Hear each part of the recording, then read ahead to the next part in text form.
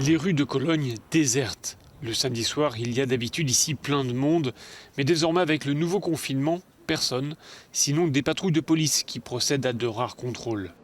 Le pays fait face à une flambée des cas de Covid-19, plus de 30 000 nouvelles contaminations chaque jour et 800 morts en 24 heures, des niveaux jamais atteints, même au printemps.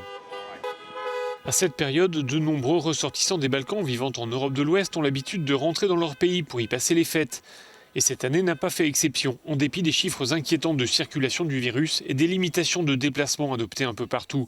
Des kilomètres de bouchons, on le voit ici à la frontière entre la Slovénie et la Croatie. Ça fait 10 heures qu'on attend là, raconte cet homme, venu de Suisse et qui se rend au Kosovo. C'est pas normal, ça ne m'est jamais arrivé avant. Et pourtant, ça fait 30 ans que je fais ce trajet. Mais là, 10 heures. Je suis avec toute ma famille, il n'y a pas de toilette. Je comprends pas ce qu'ils fabriquent là à la frontière.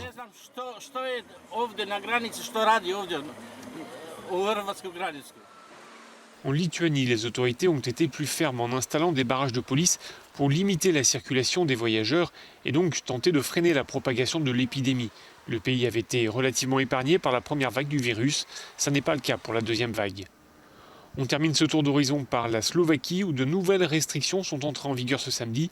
Le Premier ministre slovaque est à l'isolement après avoir été testé positif au Covid-19, une semaine après avoir assisté à un sommet européen à Bruxelles.